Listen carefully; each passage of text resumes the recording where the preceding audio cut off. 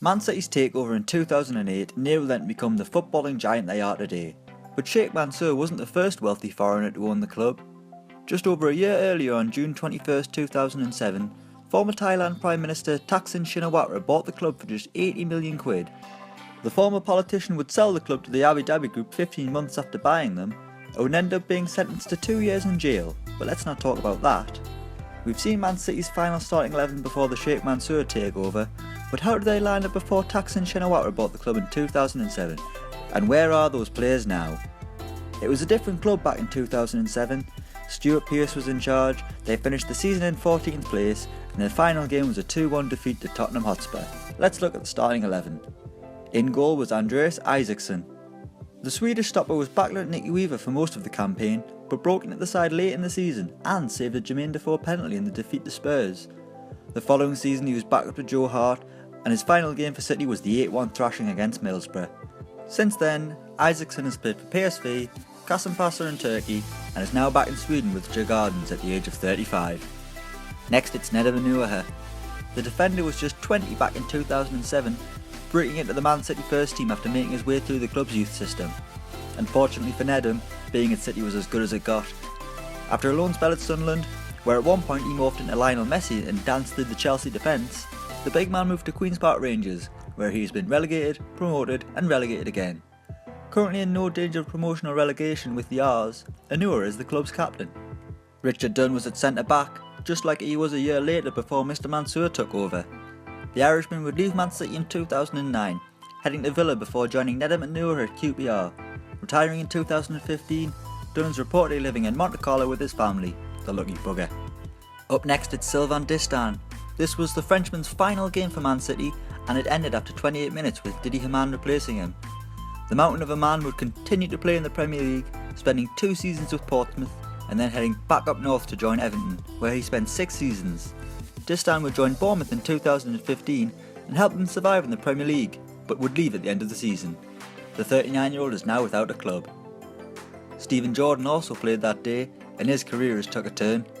The game at White Hart Lane would also be Jordan's last in Sky Blue, heading to Burnley that summer. After making his way backwards through the divisions, as well as a brief spell in Scotland, Jordan is now playing non-league football with Chorley in the National League North Division, where he is managed by former Blackburn striker Matt Jansen. Next we've got Sun Ji-hai.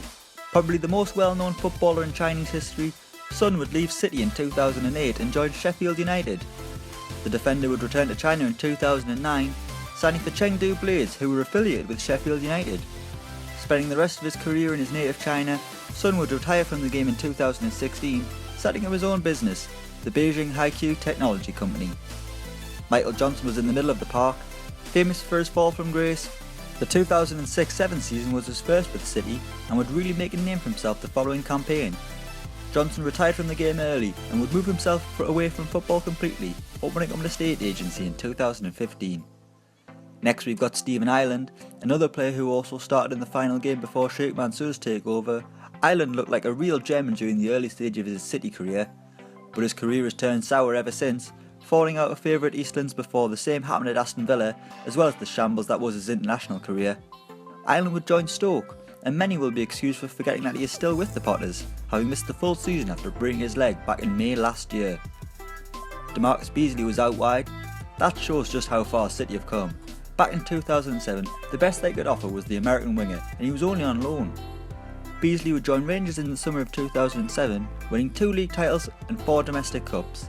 He would head back to the States in 2014 to play his soccer, joining Houston Dynamo, where he's still a member of the roster, or squad as it should be called. Bloody Americans butchering the beautiful game. Next up it's an England international, DARIUS VASSELL. He cost City $2 million in 2005, which probably wouldn't even get you a bag of chips at the Etihad nowadays, but he probably wasn't even worth that, scoring 17 league goals during his 4 years at the club. VASSELL would head to Turkey in 2009, where 3,000 fans turned up to celebrate his arrival, which is crazy. The striker would return to England in 2010 with Leicester, where he would spend 2 years. Winning 22 caps for England, VASSELL would retire in 2016, but the family name lives on in the game, with his nephew Isaac VASSELL currently playing for Luton Town. And finally we've got EMILE MPENZA. So good they retired the number 9 shirt because of him. Okay, that's not the reason Man City don't have a number 9 right now, But MPENZA netted 5 goals during his forgetful spell at Eastlands, heading to Plymouth in 2008. He was a journeyman before coming to England, playing in Belgium, Germany and Qatar, before heading to Switzerland after a stint with the Green Army, then heading to Azerbaijan and back to Belgium in 2013. He scored 19 goals for Belgium during his international career, which is more than Kevin De Bruyne has managed so far. Maybe EMILE MPENZA was the real Belgian superstar at Man City. So that's where Man City's final starting 11 before Thaksin Shinawatra's takeover in 2007 is now. Let us know what you think in the comments below, and don't forget to like, share and subscribe.